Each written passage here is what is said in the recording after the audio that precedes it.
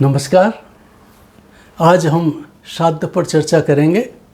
श्राद्ध के संदर्भ में शास्त्रों में अनेक प्रकार के वर्णन मिलते हैं। लोकाचार भी कई तरह के हैं, लेकिन आज के इस समय में जब कोरोना का प्रकोप बहुत बढ़ रहा है, हम किस तरह से हमारे श्राद्ध को संपन्न करें। यदि ब्राह्मण की उपलब्धि नहीं होती है तो हम किस प्रकार से संपन्न करें। हमें पूर्ण संसाधन नहीं मिलते हैं तो हम किस प्रकार से संपन्न करें, इसी पर आज हम चर्चा करेंगे। वैसे ये श्राद्ध विज्ञान बहुत ही वैज्ञानिक है। वैसे तो लोग कुछ भी कहें, लेकिन वेदों में बहुत सारा वर्णन है जो हमारी आत्मा और परमात्मा के संबंध को, हमारे पूर्वजों के संबंध को स्पष्ट प्रकट करता है। हम जब पैदा होते हैं तब हम 84 सहपिंडों के साथ जन्म लेते हैं।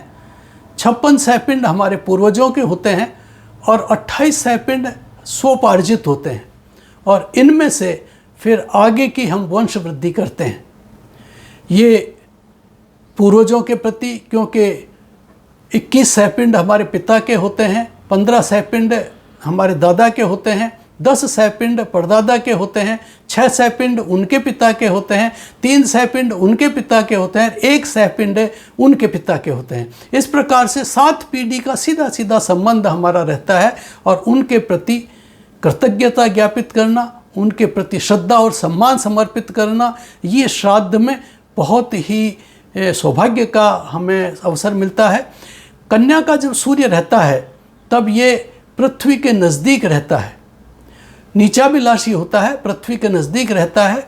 और चंद्रमा के ऊर्ध्व भाग में विधोरूर्ध्व भागे पितरों वसंती, चंद्रमा के ऊर्ध्व भाग में पितरों का वास होता है। इसलिए ये जब पृथ्वी की ओर उन्मुख होते हैं, ऐसे समय पर, ऐसे काल में यदि इनको हम तर्पण करते हैं, इनको कुछ अर्पण करते हैं, तो वो प्रसन्न होते हैं। और ते तृप्ता तर्पयन तेनम, जब हमारे पितर तृप्त होते हैं तो हमें मानसिक दृष्टि से, शारीरिक दृष्टि से, व्यावहारिक दृष्टि से प्रसन्नता का आभास होता है।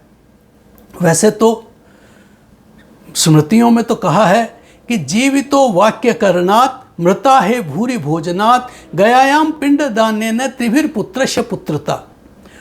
पुत्र का पुत्रत्व, उसका पुत्र होना तभी सार्थक है कि जब जीवित माता पिता, दादा दादी, नाना नानी उनका पूर्ण सम्मान करे, उनके प्रति श्रद्धा रखे, और फिर मरने के बाद जो श्राद्ध की विधि है उससे सबको भोजन करा के तृप्त करे, गया का श्राद्ध करे। ये पुत्र के लिए आवश्यक है।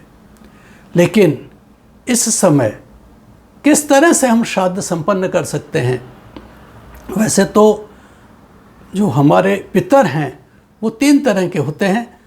एक नांदीमुख पितर जिन्हें देव पितर कहते हैं, एक पार्वण जिन्हें ऋतु पितर कहते हैं, और एक अश्रुमुख जिन्हें हम प्रेत पितर कहते हैं, जिनको कि हम श्राद्ध करते हैं, जिनके प्रति हम अभी श्रद्धा, जो महालय श्राद्ध में हम जिनके प्रति हम श्रद्धा समर्पित करते हैं। इन पितरों के प्रति श्रद्धा समर्पित करने के लिए श्राद्ध करने के विधान तो शास्त्रीय दृष्टि से अनेक हैं, पर भावों में ही सारे पितर रहते हैं, क्योंकि हमारे अंदर इन सभी की आत्मा विराजमान रहती है। और इसमें ब्राह्मण, खासतौर से ब्राह्मण का जो शरीर, जो वेद पाठी ब्राह्मण हैं, उनके शरीर में सर्व वेद मूर्ति शांतपन अग्नि रहती है। इसलिए ब्राह्मण को भोजन कराने का विधान है। और गौ माता वैतरणी पार कराती है, परलोक जाते समय मोक्षदायिनी होती है, इसलिए गौमाता को गोग्रास देना बहुत आवश्यक होता है। और जब परलोक गमन होता है आत्मा का, उस समय शास्त्रीय इस तरह की कई तरह के इस तरह के कथानक मिलते हैं कि श्याव और शबल नामक 2 स्वप्राण आक्रमण करते हैं। उनसे रक्षा के लिए श्वान को भी बलि दी जाती है। और कौवे का आशीर्वाद, वैसे तो कौवे को कई पौराणिक कथाएं हैं कि भगवान ने कौवे को भी इस तरह का आशीर्वाद दिया था कि प्रेतों को तृप्त करने के लिए वो माध्यम बनेंगे। इसलिए कौवे को भी भोजन कराने का बलि देने का विधान है। और चींटियों को, चूँकि उनमें एक पार्थिव अग्नि रहती है, इसलिए उनको भी भोजन कराने का विधान होता है। पर यदि ये उपलब्ध ना हो, अभी जैसे कोरोना काल चल रहा है, इसमें ब्राह्मण घर पर नहीं आएंगे क्योंकि बाहर निकलना ही मना है, तो ऐसी स्थिति में कौन आएगा? और जब ब्राह्मण नहीं आएगा तो मन में ऐसा रहेगा कि अरे फिर कैसे श्राद्ध होगा। पर ऐसी कोई इसकी चिंता की बात नहीं है। अगर रामायण आपने पढ़ी हो तो भगवान राम जब वन में थे तब उनको भी जब सूचना मिली कि उनके पिताजी का स्वर्गवास हो गया है, तो उन्होंने, वहाँ जंगल में कुछ नहीं था, न ब्राह्मण थे, न और किसी तरह की व्यवस्थाएं थी, न कुछ ऐसे पकवान न वहाँ पर हो सकते थे। तो ऐसे स्थिति में भगवान राम ने इंगूदी, एक बेर प्रजाति का फल होता है, उस इंगूदी फल के गूदे को बना करके और फिर उससे तर्पण किया था। तो भगवान राम ने ही जब इस तरह का तर्पण करके और उससे उनके पूर्वजों ने, उनके पितरों ने ग्रहण किया था। तो ऐसी स्थिति में हम भी शालिग्राम के सामने भोग रख करके और फिर सब भोजन कर सकते हैं।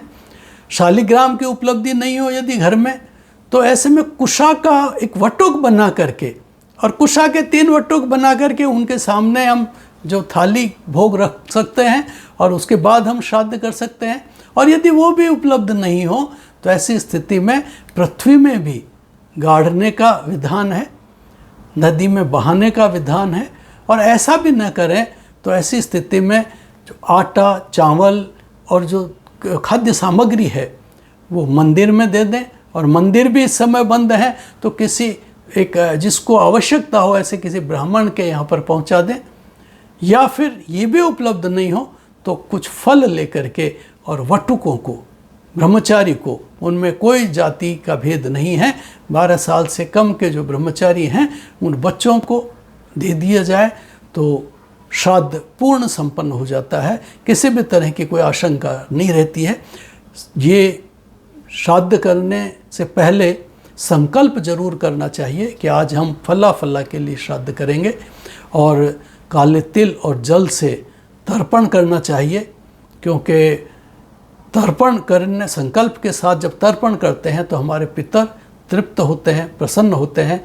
और श्राद्ध के दिन नाखून काटना, शेविंग करना, बाल बनाना या आदि, बाल काटना, कटिंग वगैरह कराना, ये ऐसे कार्य नहीं करने चाहिए।